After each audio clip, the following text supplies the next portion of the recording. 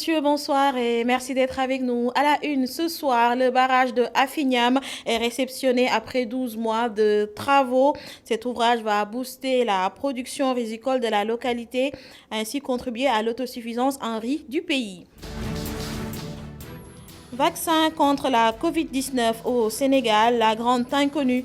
C'est notre article de la semaine qui a fait la une du quotidien Critique. En croire le directeur de la rédaction, beaucoup de Sénégalais ne sont pas prêts à recevoir la piqûre.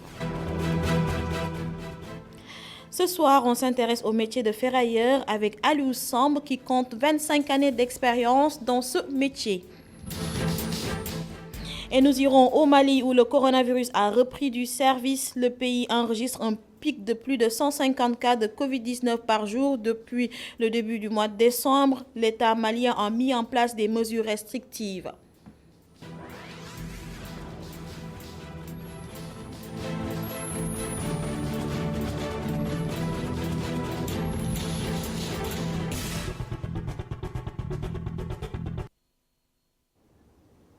Bienvenue à tous. Incendie à Notargui Djama. Le sinistre a provoqué la panique dans le village de Gadjaga.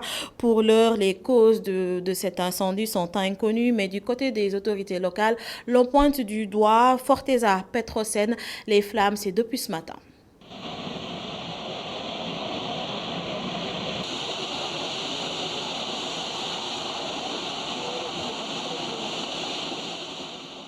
Le réveil a été brutal pour les habitants de Gadjaga. Un puits de gaz en phase test a pris feu et bonjour la panique. Comme vous l'avez dit, c'est à partir de 9h30 qu'on nous a informé qu'un puits de gaz a pris feu au niveau de Gadjaga. C'était un puits qui était en phase de test. Et nous pensions que l'incendie allait être maîtrisé rapidement, mais nous avons vu que malgré l'intervention des sapeurs-pompiers régionaux, le gaz ne devait pas être éteint par de l'eau. Combien de conduites de gaz ont été installées dans le périmètre communal de Noto-Goudjama, Misser et Boule de Gomme? Parce que nous ne sommes pas impliqués ni de pain ni de rien de cette session de cette gaz. On se rend compte seulement dans les cérémonies religieuses, ils donnent des enveloppes aux populations ou bien des finales de football. Vraiment, je suis désolé. Petrosen Ferteza ne collabore pas avec la collectivité locale. Pourtant, le collectif pour la défense des intérêts de Gadjaga avait alerté sur le danger que les populations côtoient. Nous sommes dépassés par la situation, mais nous l'avions dit dans le passé, parce que j'avais interpellé beaucoup d'autorités pour dire que Gadjaga devait faire, Petrosen Forteza devait faire un hôpital de niveau 1 au niveau de Gadjaga. En cas de catastrophe de ce genre, on pourrait réagir. Imaginez aujourd'hui si le gaz était noxique, ou bien si par exemple le gaz pouvait tuer les populations s'ils le respiraient. Donc cette catastrophe naturelle, on ne pourrait pas le mesurer. Administration territoriale, Petrosen, gendarmerie et sapeurs-pompiers ont été sur place pour constater le sinistre qui aurait causé plusieurs dégâts. Et direction Ziguinchor, le barrage de Afignam réceptionné. L'ouvrage va permettre de relancer la production rizicole de la zone et l'atteinte de l'autosuffisance en riz du pays. Les travaux de réfection réalisés par une société chinoise ont duré 12 mois. Moussa Baldé, ministre de l'Agriculture et de l'Équipement rural, s'est réjoui de la belle coopération entre le Sénégal et la Chine au micro de Babacar Seck. À nouveau bénéficier de la riche expérience chinoise pour l'aménagement et la valorisation du potentiel de terres rizicultivables de cette vallée, estimée à plus de 11 000 hectares. Excellence, Monsieur l'ambassadeur, la réhabilitation du barrage d'Apignam a concerné principalement les travaux de génie civil, l'équipement électromécanique, le remplacement du palan de bâtard d'eau, la réfection du bâtiment du barrage, la réhabilitation du forage, le renouvellement du château d'eau et pompe, la construction d'un magasin et la mise à disposition de véhicules pick-up double cabine pour la cellule du barrage. Dans le cadre de la fructueuse coopération qui lie nos deux pays, riches d'expérience, le Sénégal compte aussi procéder dans un avenir proche à la réhabilitation complète du barrage d'Apignam par les remplacements et la modernisation de ses ouvrages métalliques, les 5 vannes, les bâtards-d'eau et le chariot porteur des embarcations. Je ne saurais terminer sans magnifier l'efficacité de la collaboration entre le Bureau de contrôle chinois, L'entreprise chinoise, que je félicite au passage pour le travail continu et sans arrêt, et mes services techniques, avec comme conséquence la finalisation des travaux dans les délais selon les prescriptions techniques malgré la pandémie de la Covid-19. L'utilisation plus rationnelle de l'espace marin et côtier, une bonne planification des interactions, c'est l'intérêt de ce séminaire de renforcement de capacité des techniciens impliqués dans la PSM, planification spatiale et marine, une idée de la direction de l'environnement et des établissements classés. Rencontre tenue à Saly ce vendredi. Baba Dramé, directeur de l'environnement et des établissements classés. Cet atelier, encore une fois, est une occasion pour mettre autour de la table les experts, pour discuter, échanger sur les outils de planification marine et côtière, pour pouvoir maintenant proposer aux décideurs, à nos autorités supérieures, des orientations qui puissent leur permettre d'aménager de façon écologiquement rationnelle notre zone côtière et littorale, tout en tirant pleinement profit des opportunités que cette zone offre pour le développement économique et social de notre pays. Déjà, ce qu'il faut retenir, c'est qu'il y a un plan d'action qui a été élaboré, qui doit permettre de définir les échéances futures en matière de planification spatiale marine et côtière. Ce qu'il faut d'abord comprendre dans un premier temps, c'est qu'il faut qu'il y ait une appropriation de ces actions par les autorités supérieures. Donc il faudra forcément qu'on travaille dans le sens, n'est-ce pas, de les informer, de les sensibiliser sur les enjeux pour leur permettre de prendre les meilleures décisions. Coronavirus, la courbe est toujours ascendante. 111 personnes ont été testées positives sur 1819 tests. 4 décès enregistrés. 25 cas graves sont actuellement pris en charge en service de réanimation et 44 patients sont déclarés guéris. Pendant ce temps, un déficit de matériel sanitaire fait craindre le pire à la COSIDEP qui alerte la coalition des organisations en synergie pour la défense de l'éducation publique est inquiète face à l'augmentation des cas de coronavirus. L'organisation invite ainsi l'État à tirer des leçons de la première vague. Écoutons Chermbo au micro de Boubacar Dia. La COSIDEP a mis sur la table 4 propositions. D'abord, de sécuriser l'environnement des apprentissages. Nous pensons aujourd'hui que la COVID nous a suffisamment renseigné que l'éducation ou l'enseignement, ce n'est pas seulement la classe, mais c'est surtout son environnement. Et nous devons doter chaque école au moins d'un bloc sanitaire, d'un point d'eau et d'un dispositif de sécurité, en rendant aussi disponibles les budgets et moyens de fonctionnement. La deuxième proposition, c'est qu'il nous faut aller dans le sens d'appliquer systématiquement le protocole sanitaire dans cette phase-là, en assurant la dotation de toutes les écoles en matériel sanitaire, parce qu'on s'est rendu compte qu'il y avait un manque précis, mais ensuite l'accompagner par un dispositif de contrôle du respect des mesures barrières. Et sur ce dispositif protocole, nous considérons aujourd'hui que ça peut avoir un double bénéfice, parce que d'une part, les élèves vont être sécurisés, et leurs enseignants, mais ensuite ces élèves-là peuvent jouer le rôle d'acteur de conscientisation des familles. Donc nous avons tout intérêt évidemment à faire en sorte que l'application du protocole soit une réalité dans nos écoles, qui aujourd'hui regroupe près du quart de la population sénégalaise. Troisième proposition, c'est l'exigence de protéger le protocole pédagogique. Nous avions appris de la COVID que nos programmes étaient démentiels, encyclopédiques, et qu'il fallait aller dans le sens de les alléger. Mais ensuite, il nous faut, à défaut d'avoir un élève par table banc, ce qui peut-être n'est plus possible, travailler à un maximum de 2 élèves par table banc. Ça, nous pensons que c'est faisable si nous accompagnons d'un dispositif de rotation flux et si nous mettons à profit tous les supports liés aux e-learning. Quatrième et dernière proposition, c'est l'exigence de pacifier l'année scolaire. Nous le savons, il y a un gap pédagogique qui est là, qu'il nous faut évidemment combler, et ça ne peut pas se faire dans des situations de perte.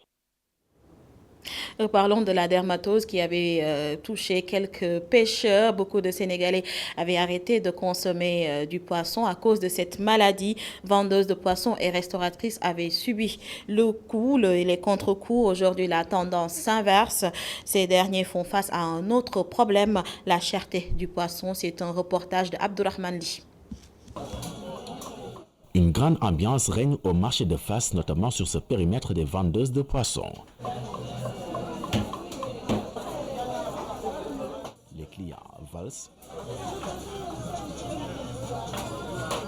Mme Sek n'y avait plus assisté depuis l'apparition de la maladie dite des pêcheurs. À un moment donné, les clients avaient peur et ne voulaient plus acheter de poisson, mais maintenant qu'ils savent que cela n'a aucun effet sur le poisson, ils sont revenus et ça marche bien.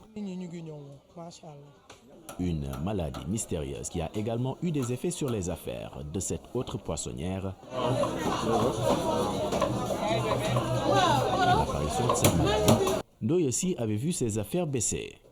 Aujourd'hui, la situation est certes revenue à la normale pour elle, mais elle dit faire face à une autre problématique, la cherté des poissons. Auparavant, on achetait une caisse de sardinelles entre 20 000 et 25 000. Aujourd'hui, il est à 50 000. Aujourd'hui, tous les poissons sont chers. On ne peut plus gagner grand-chose dans la vente de poissons. Parfois, il nous arrive de comprendre nos clients en diminuant le prix de vente, mais aussi ils doivent essayer de nous comprendre, qu'ils sachent que le poisson coûte cher. La cherté des poissons, c'est également ce que condamne Rokhaya Cissé, une restauratrice qui a vécu les temps durs avec ses clients pendant la période de la maladie. Parce que les gens n'ont pas confiance pour acheter le tchèboudjon parce qu'ils disent qu'il y a du maladie au Sénégal. Ils préfèrent que tu prépares le tchèbou ketchak ou bien le tchèbou yap. C'est ça qu'ils voulaient. Donc à ce moment-là, c'était très dur parce que les poissons c'était très cher. En plus, les gens n'ont pas confiance pour acheter du riz au poisson. Loin de Mariama Faye, l'idée de ne plus consommer du poisson à cause de cette maladie, elle n'a jamais arrêté d'en consommer. La raison, sa confiance aux spécialistes de la santé. Mais ça ne m'empêchait pas de venir au marché pour acheter du poisson. À chaque fois, je viendrai pour acheter. Je laisse tout ça dans la main de Dieu parce qu'on ne connaît pas cette maladie. C'est la première fois que ça arrive ici au Sénégal. Mais j'ai confiance aux médecins de notre pays pour faire les recherches de cette maladie. Des spécialistes de la santé qui toujours tentent de trouver l'origine de cette maladie, en croire le ministre de la Santé et de l'Action sociale.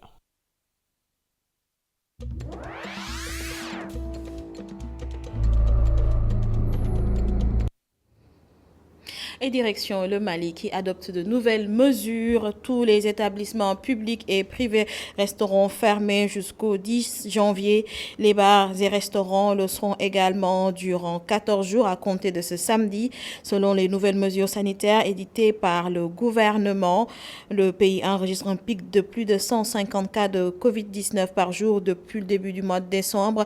Le porte-parole du gouvernement, Amadoune Touré, à l'issue d'un conseil des ministres extraordinaire, a dévoilé ces nouvelles mesures sanitaires en annonçant la fermeture des rues marchandes et les foires, mais les marchés très prisés des Maliens qui s'y approvisionnent en très large majorité au jour le jour resteront eux ouverts. Les festivals et spectacles culturels sont suspendus pour 2 semaines. Les rassemblements seront limités à 50 personnes jusqu'au 10 janvier lors des cérémonies de mariage, baptême et les funérailles.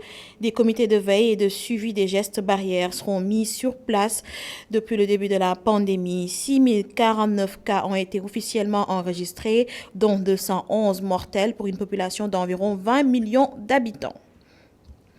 Guinée-Bissau, un mandat d'arrêt est lancé contre l'ex-premier ministre. Le parquet de Bissau annonce avoir lancé un mandat d'arrêt contre le citoyen Domingos Simões Pereira pour crime dans un communiqué publié vendredi qui ne précise pas la nature des charges retenues contre le chef du Parti africain pour l'indépendance de la Guinée et du Cap-Vert, PAJC.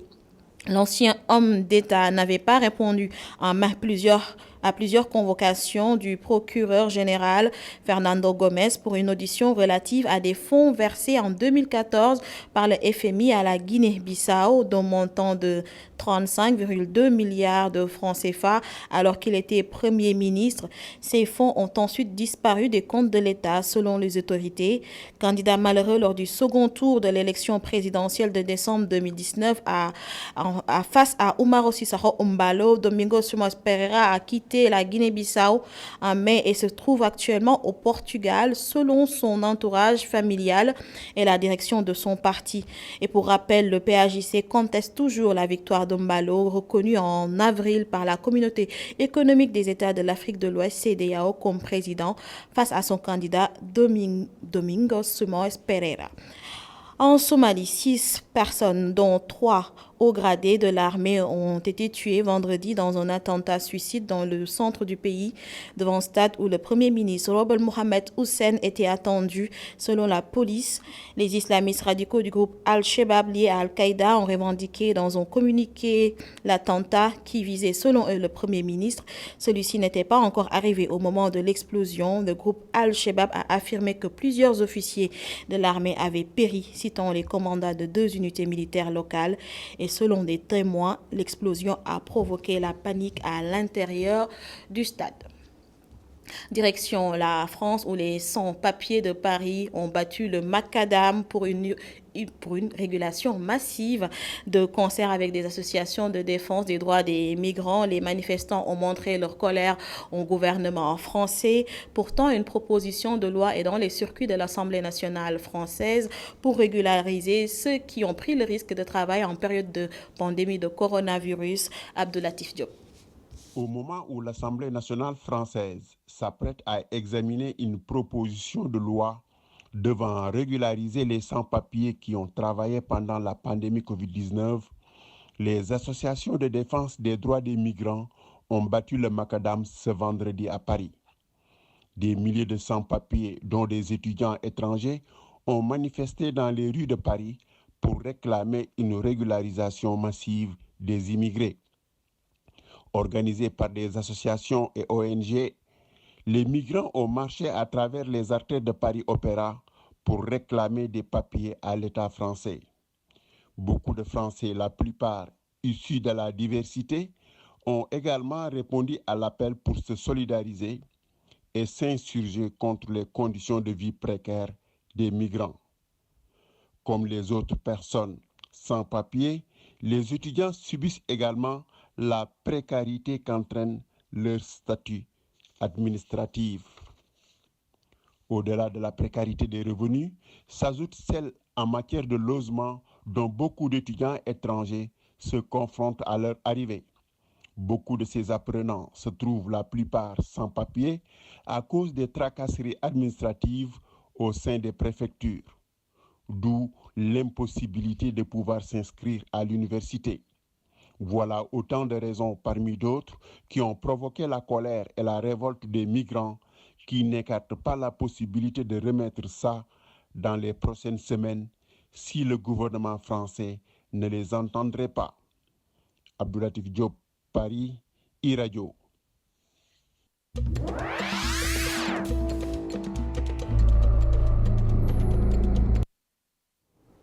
Vaccin contre la COVID-19 au Sénégal, la grande inconnue, un titre qui a récemment barré la une du quotidien Critique. Notre confrère Elhadj Samba Thiam, directeur de la rédaction du journal, est convaincu que la majorité des Sénégalais n'est pas prête à recevoir la piqûre et c'est l'inquiétude déjà sur ce vaccin attendu dans notre pays en mars 2021. Elhadj Malik Cissé.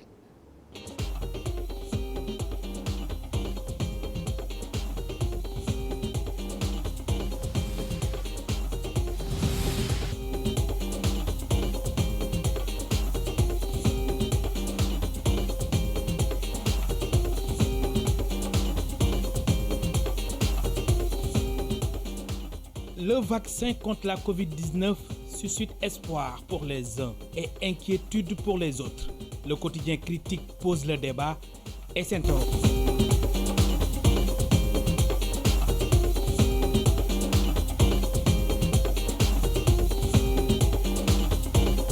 À la une du journal, nous avons accroché la grande inconnue par rapport au vaccin contre la COVID-19 au Sénégal, certainement pour alerter. Parce que si on se réfère à l'état actuel des choses, je crois qu'on en est encore dans une seconde vague où vraiment c'est les contaminations, c'est les cas qui augmentent au jour le jour qui préoccupent les Sénégalais et qui préoccupent aussi les autorités sanitaires de manière globale. Mais nous avons voulu alerter parce que ce qui est important avec cette pandémie-là, c'est que si le Sénégal a réussi des résultats, c'est que très tôt, le pays a pris des dispositions dans le cadre de la résilience pour pouvoir je veux dire, pour pouvoir diminuer la force de pénétration du virus. Donc je crois qu'en ce moment-là, où nous sommes en pleine sur la seconde vague, il est très important d'alerter les populations, les autorités, sur les nécessités qu'il y a de travailler en amont pour l'arrivée de ce vaccin-là. Mais jusqu'à présent, pendant qu'on y est, personne n'en parle. Donc les Sénégalais sont inquiets. Autant les autorités de la santé n'en parlent pas, mais le Sénégalais qui doit être vacciné, si tant est que les vaccins arrivent au Sénégal, lui, il est dans la totale inquiétude, ne sachant pas déjà à quel vaccin se fier. Et est-ce qu'il y aura le vaccin, quand est-ce qu'il arrivera? Des pays membres de l'Alliance Gavi, dont le Sénégal, vont disposer de leur première dose du nouveau vaccin contre la Covid-19 en mars 2021. Et ceci après l'homologation de l'OMS, Organisation mondiale de la santé. Et l'effet d'annonce du directeur de la prévention, nous le souhaitons, mais si on regarde la réalité de beaucoup plus près, ça va être un peu difficile parce que nous appartenons à un ensemble. C'est le comité, l'initiative COVAX qui réunit beaucoup de pays qui dépendent en même temps de l'OMS parce qu'on ne peut utiliser le vaccin tant qu'il n'est pas homologué par l'OMS. Au moment où nous parlons, il y a des pays africains qui ont déjà fait des commandes au niveau de l'OMS pour disposer d'un montant, de temps de vaccins. Pendant ce temps-là, au Sénégal, la réalité est que, c'est vrai, on nous annonce que vers mars 2021, le vaccin sera là, mais sur quel nombre de doses et quel vaccin? Parce qu'il y en a beaucoup de candidats vaccins, donc il y a énormément de questionnements. On nous propose la date, on espère qu'en mars ce sera fait, mais moi je ne le crois pas. Moi je crois qu'on ira vers fin 2021-2022, parce qu'il y a toute une logistique, il y a toute une chaîne qu'il faut mettre en place avant l'arrivée du vaccin, et aujourd'hui nous n'en sommes pas encore là. Mon confrère de rappeler à ses lecteurs les précisions du directeur de la prévention. Je cite, depuis 1976 et le début du programme élargi de vaccination, le Sénégal n'a jamais utilisé de vaccin qui n'ait été préalablement homologué par l'OMS. Fin de citation. Nous avons connu la vaccination au Sénégal. Il y a eu beaucoup de maladies, rougeole, poliomyélite et beaucoup d'autres maladies qui ont été vaincues du fait de la vaccination. Mais depuis lors, beaucoup d'eau a coulé sous les ponts. Et parlant du vaccin, il y a eu énormément de débats autour des vaccins, que ce soit des fake news, que ce soit des informations complotistes, je ne sais quoi dire, mais il y a eu énormément d'informations qui font qu'aujourd'hui, la considération n'est plus la même. Quand il y a 10 ans ou 15 ans, les gens percevaient le vaccin contre certaines maladies comme une bénédiction, aujourd'hui se posent énormément de questions, surtout par rapport aux enjeux liés aux industries pharmaceutiques, à l'Occident, à l'Afrique. Donc c'est là où se situe déjà la crainte majeure. Les populations aujourd'hui en Afrique ont une crainte par rapport à tout ce qu'il y a autour du vaccin. Ce qui fait que au-delà d'amener les doses de vaccins, il faudra au niveau des États, au niveau des gouvernants, une campagne de communication extrêmement large dans toutes les langues nationales pour faire comprendre aux Sénégalais c'est quel genre de vaccin, quels sont éventuellement, s'il y a des retombées, il faut expliquer. Mon confrère renchérit, et cette fois-ci avec une interrogation. Les Sénégalais sont-ils prêts à se faire piquer? Là est la question fondamentale du papier. Moi, le petit sondage que j'ai fait, sur 50 Sénégalais, les 35 me disent que jamais ils ne seront piqués. Les 5 autres me disent qu'ils attendent d'avoir des informations complémentaires pour savoir. Maintenant, c'est là où est l'enjeu de la question. La maladie augmente, il n'y a pas de remède autre que le vaccin jusqu'à présent qui se profile. Attendons d'avoir le vaccin. Mais maintenant, il faut que les gens travaillent en amont pour sensibiliser toutes les populations, pour que les gens comprennent qu'il n'y a pas d'autre alternative que le vaccin. Maintenant, que si le vaccin arrive dans notre pays, que le vaccin soit soumis à l'appréciation des scientifiques sénégalais, que nos médecins, que nos docteurs, que nos scientifiques travaillent sur le vaccin pour assurer les populations qu'il n'y a aucun risque d'effet secondaire, qu'il n'y a aucun risque de se faire vacciner. À ce moment-là, je crois qu'on pourra obtenir des résultats satisfaisants. Entre incertitude, crainte, angoisse, les Sénégalais attendent d'y voir plus clair sur ces premières doses du nouveau vaccin contre la Covid-19.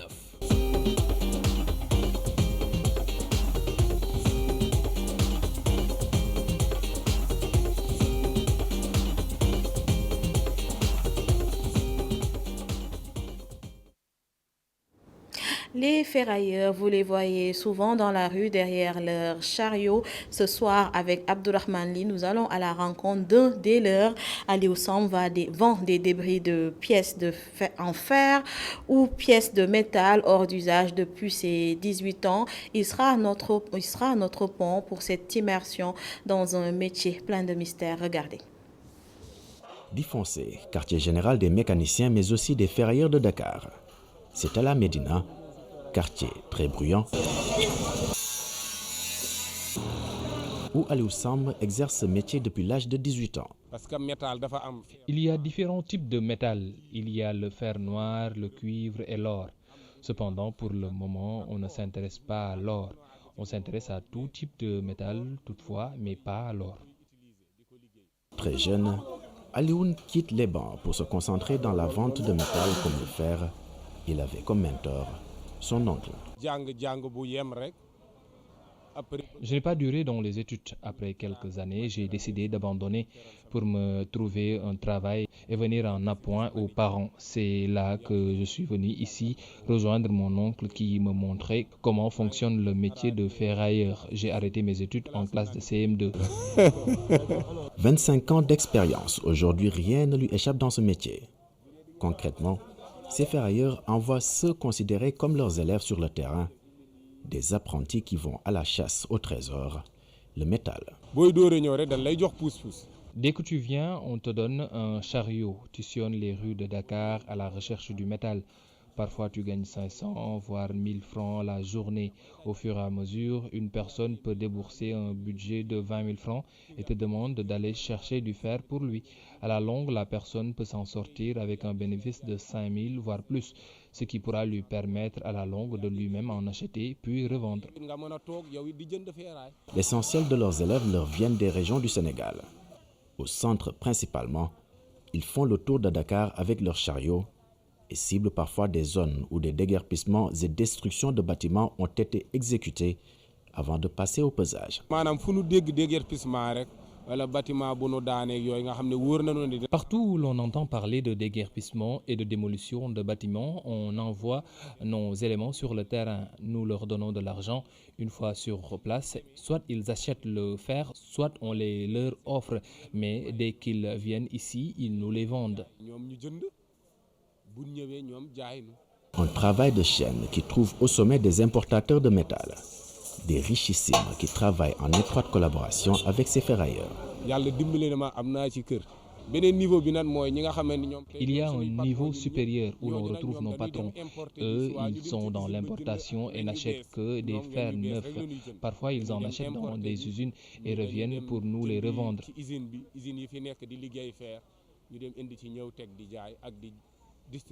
Un travail pénible mais qui paye bien son homme.